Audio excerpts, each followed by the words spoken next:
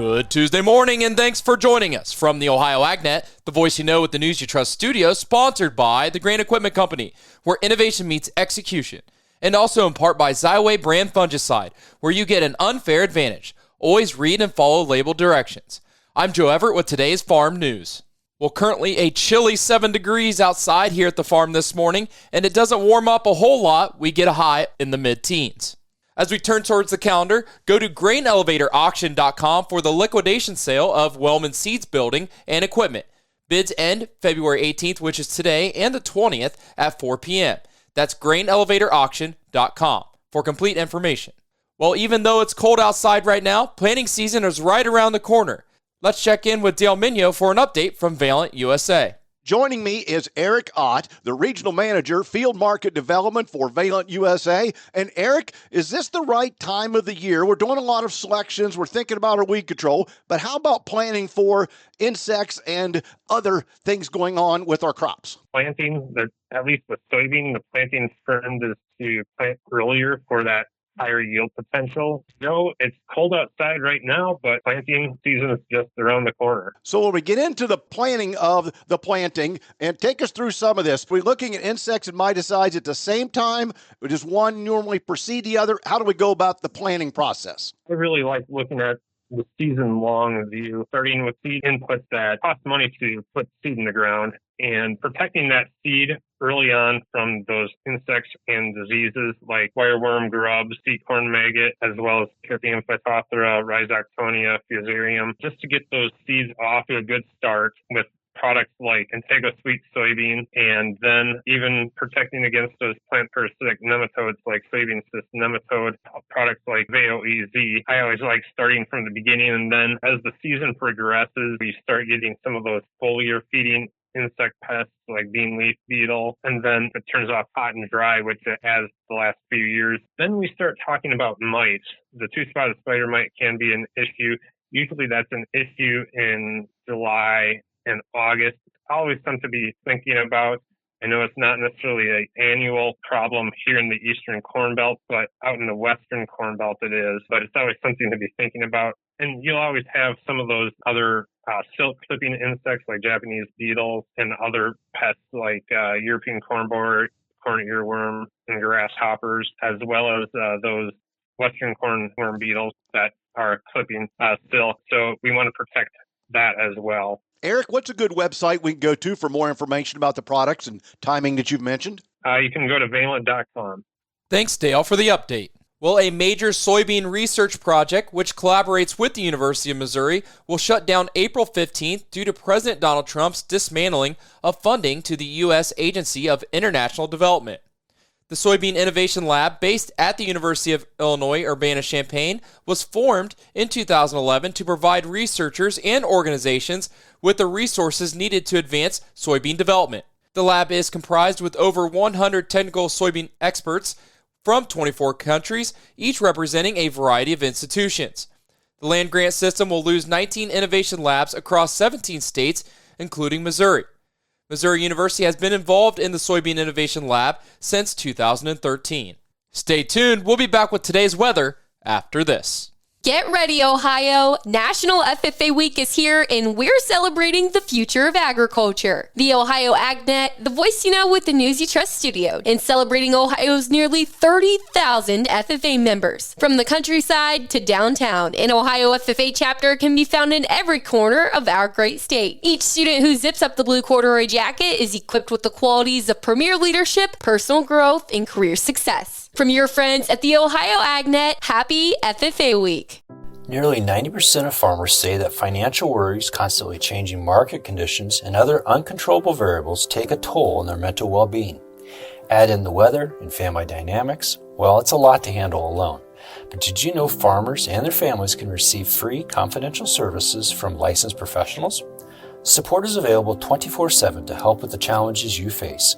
Look for Farm Family Wellness Alliance under the Resources tab at farmfoundation.org. Take care of yourself. Your well-being matters. You're tuning in on the Ohio AgNet. Today's weather brought to us by Seed Consultants. Simply better performance online at seedconsultants.com. Here's the forecast. A little bit better weather today, at least in terms of sky condition. I'm Chief Meteorologist Ryan Martin. Let's take a look at that Ohio forecast update. We should see partly to mostly sunny skies through a large part of your Tuesday.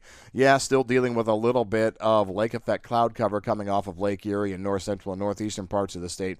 And a little bit of cloud cover trying to front run our next weather system down over far south and southwestern parts of Ohio. But the largest part of the state today should turn out partly sunny, but definitely cold. We are underneath Arctic high pressure's influence, and this cold air coming in from the north and northwest not to be trifled with. Let's jump forward a little bit as we move through the overnight tonight into tomorrow, watching a weather system kick out of the central plains, move through the Missouri Valley, trying to contract some as it moves eastward. So I'm still looking for clouds from I-70 southward in the pre-dawn hours through probably Wednesday, tomorrow, midday, but I don't think we see much precipitation. Flurries is about all I want to talk about at this point in time. And by mid to late afternoon, we're clearing out, seeing high pressure continue to dominate across the region. What we are seeing behind this system, though, is a secondary surge of cold Arctic air coming in. That's going to spawn some lake effect cloud cover as flow comes directly over all of the Great Lakes. So I think Thursday could end up being a partly to mostly cloudy sky in Ohio, and then we clear out everywhere on Friday with bitter cold Arctic air still here. I'm meteorologist Ryan Martin. Thanks, Ryan. While there may not have been a ton of news and information to come from the February crop production and supply and demand forecasts, there were a few nuggets of data mixed in. USDA Chief Economist Seth Meyer says one of the biggest takeaways has to do with this month's beef production and price forecast. An increase in beef production for 2025, but also a pretty sharp upward revision, $5.25 a hundredweight increase in steer price for 2025 as we continue to see robust demand. We continue to observe very high, record high fed and feeder cattle prices.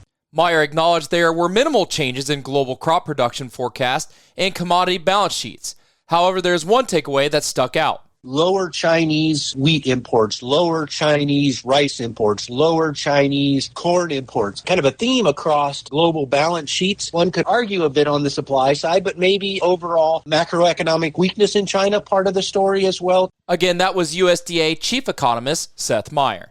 Now let's check in with Matt Reese for an update from this week's podcast. Many farmers are not aware that you can depreciate the value of those excess nutrients after a farmland purchase. We take a look at that in this week's Ohio AgNet podcast, plus an update from the Ohio Forestry Association annual meeting and a look at the devastation taking place in western Ohio with high-path avian influenza. That and much more in this week's Ohio AgNet podcast up at ocj.com or wherever your podcasts are found. Thanks, Matt, for the update. Well, the 2025 Ohio FFA State Convention is approaching on May 1st and 2nd, and the Ohio's Country Journal and Ohio AgNet are seeking outstanding FFA members to serve as their reporters for this year's event. The Ohio AgNet Student FFA Reporter Experience is entering its 15th year. To learn more, you can find this full article at ohioagnet.com. Well, the Ohio Department of Agriculture is announcing the sign-up period for farmers to apply for state drought relief funding began February 15th and will close April 1st. Extreme weather conditions throughout the spring and summer significantly impacted Ohio's agriculture producers. Governor DeWine signed Senate Bill 54 into law in December of 2024, which allocated state funding to provide relief to producers who face challenging, persistent conditions. The legislation was spearheaded by State Representative Don Jones, former State Representative Jay Edwards, and State Senator Brian Chavez. Local soil and water conservation districts will help administer the relief funding to 28 counties designated as primary natural disaster areas by the United States Department of Agriculture between August 19th and September 16th of 2024 due to drought. Funding is available to any livestock producer participating in the USDA FSA Livestock Forage Disaster Program in a county designated as a primary natural disaster area. Those 28 counties are Athens, Belmont, Carroll, Fairfield, Fayette, Franklin, Gallia, Guernsey, Harrison, Highland, Hawking, Jackson, Jefferson, Lawrence, Licking, Madison, Meigs, Monroe, Morgan, Muskingum, Noble, Perry, Pickaway, Pike, Ross, Tuscarawas, Vinton, and Washington. It's well known that the Trump administration plans on more tariffs or taxes on imported goods as a negotiation tool with other countries. The challenge to U.S. agriculture is what happens if and when other countries respond with tariffs of their own. Chuck Nicholson, an associate professor in agricultural economics and dairy science at the University of Wisconsin, talks about whether there are benefits to using tariffs in trade policy. There can be some benefits to the U.S. population of having those tariffs in place, but most of those are not the kind of benefits that are going to accrue to folks working in agricultural supply chains from the input suppliers on through the retail stores. The cost of tariffs and retaliation to U.S. agriculture, and more specifically, the dairy industry, will be a high one. Our three major export destinations for dairy products are Mexico, Canada, and China. So if we were to do some things with our trade policy towards those three countries, and they do some things back to us with trade policy, that can actually be rather detrimental to our possibilities to selling into those export markets. And to kind of underscore the importance of those, about 40% of all of the dairy product exports by value goes to those three markets. So those are really vitally important for not just now and in the short term, but for our future growth opportunities. Again, that was Chuck Nicholson of the University of Wisconsin. Stay tuned. We'll be back with more after this. Farmers, crop consultants, and ag business leaders. The Conservation Tillage and Technology Conference is March 11th and 12th at Ohio Northern University in Ada. The theme is getting more from less. 4 concurrent sessions each day with 60 presenters. Registration today is $100 and includes exclusive access to videos of all sessions after April 15th. CCA and CLM credits included. Go to ctc.osu.edu for more information. Morton Buildings is holding their annual Building Value Day sales event running now until the end of February. If you are looking to build, now's the time to lock in your building project and save. Join them for their open house Friday, February 21st, 8 a.m. to 5 p.m. and Saturday, February 22nd, 8 a.m. to 1 p.m. at one of their Ohio construction centers, Caldwell, Kenton, Wilmington, or Worcester. For more information and to find your local office, visit mortonbuildings.com. Certain restrictions may apply. This offer is available on select building styles. Contact your local construction center for more details. It's now time for today's market analysis, which is brought to you by the Louis Dreyfus Company, excited to be building the newest state-of-the-art soybean crush facility in Upper Sandusky, Ohio. Call 574-566-2113 for more information on soybean marketing to LDC. Here's Ryan Martin. Grain markets didn't do anything yesterday because they were closed. That's because of the President's Day holiday.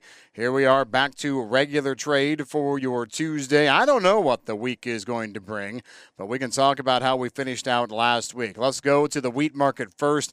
On Friday, the wheat market was incredibly strong. Over 20 cents higher, Chicago, KC, Minneapolis markets. And let me tell you right now, the reason for the wheat market being up is stupid. There were some folks out there talking about the cold weather in the plains maybe being a problem for wheat. Hey, what did it do last night into today?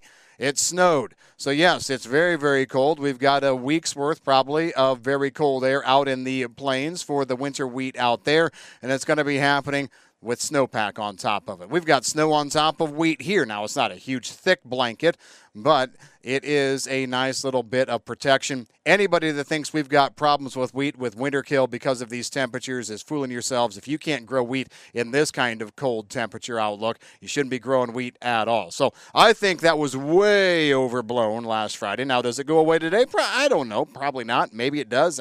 We'll have to see. But I really think that last Friday's move in wheat was overdone. Corn and beans tried to bounce to finish the week. I'm not sure we're finding a lot here that we can get too super excited about. As we reported last week, the DOGE Group, Department of Government Efficiency, is heading to USDA, SNAP under the microscope, who knows what else. I'm Ryan Martin. Thanks, Ryan. Now looking at your overnight markets, brought to us by Seed Consultants. Simply better performance online at seedconsultants.com. Well, things are in the red in Chicago. Let's start off with March corn, $4.94, down 2 1/4. December new crop corn, $4.71 3/4, down 1 1/4. March soybeans, $10.29 1/2, down 6 1/2. November soybeans, $10.47, down a nickel. March wheat, $5.95, down 5. Now, looking at livestock from Friday's close, February live cattle 197.75, down $1.80. April live cattle 194.25, down $2.27. April lean hogs 92.60, down 50 cents. May lean hogs 96.42, down 62 cents. and May feeder cattle $2.65, down $1.30. This is the Ohio AgNet.